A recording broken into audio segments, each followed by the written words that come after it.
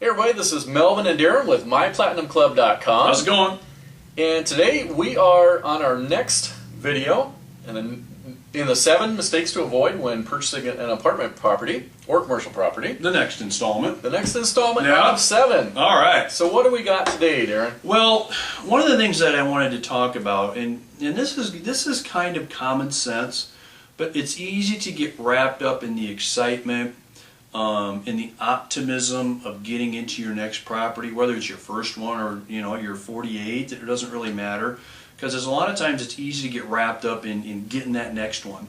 And a lot of times what we do, what the tendency can be, is to get a deal done for the sake of getting a deal done versus really going through the necessary steps in order to make sure, best that you can obviously, that's going to be a profitable property.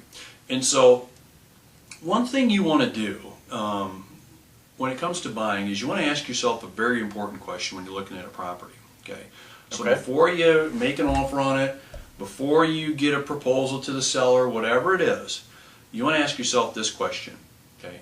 Based on the way the property looks, inside and out, and based on the area, neighborhood, location, is this a property that I would buy 5, 10, or 15 years from now?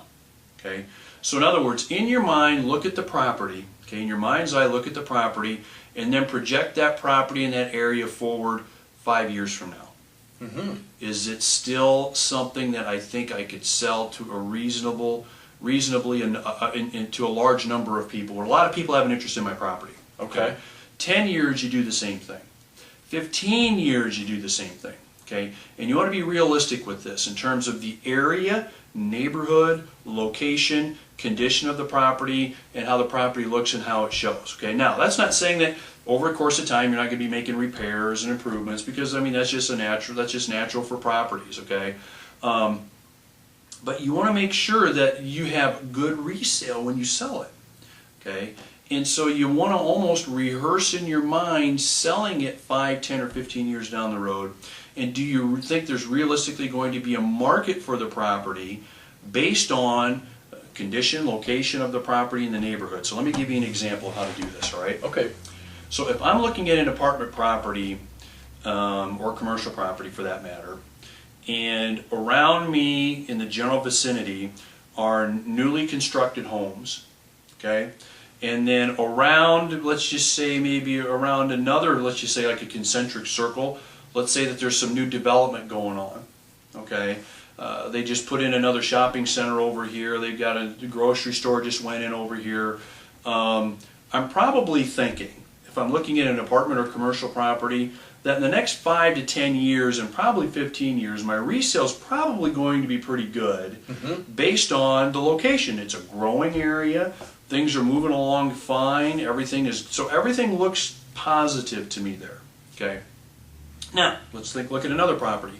Let's say I'm looking at another one. All right. But let's say that the property needs quite a bit of work inside and out. Now, that doesn't necessarily a deterrent, by the way.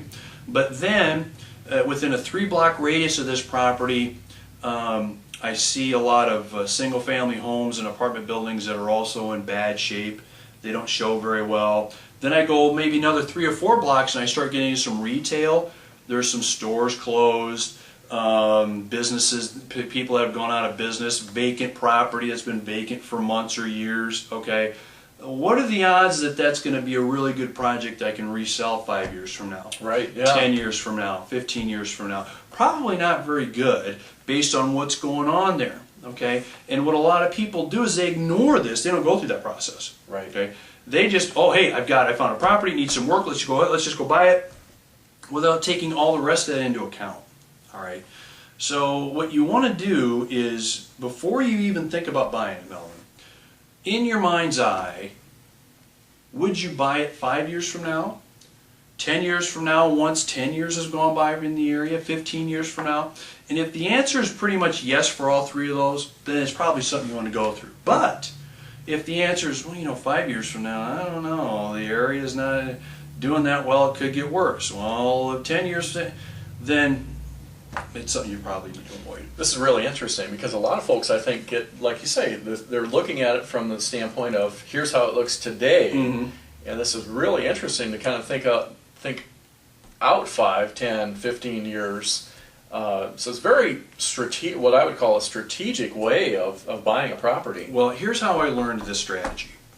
I learned it from my customers and clients' bad experiences. Okay, I mean, I've had a couple of them too.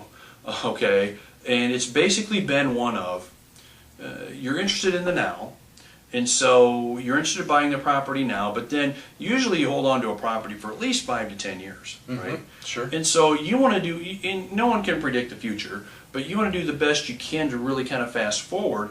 And I've had many customers and clients that have been surprised, disappointed in what has happened around their properties over that period of time. So at the time, maybe it looked pretty good, but then, 5, 8 years from now, there's a bunch of gangbangers in all the buildings around there. There's crime, there's problems. Excuse me. All of a sudden, now try to sell it. Good luck. Right. Sure. So don't put yourself in those shoes. Make sure that you've got a good resale. You've got a good project. 5, 10, 15 years down the road, of course. Like I said, you can't predict the future. Sure. Right? But do the best that you can and take a look at those areas. And if you have a question mark, if it's, I don't know, or geez, I don't have a good feeling, don't buy the property. Very cool. All right. Well, there you have it, guys. Look out there, 5, 10, 15 years. Yep. And, we don't have a crystal ball, but just keep it in mind when you're looking to buy. Yep, smart thing to do. Awesome. Okay. All right. Well, we will see you on the next video. This is Melvin and Darin again with MyPlatinumClub.com.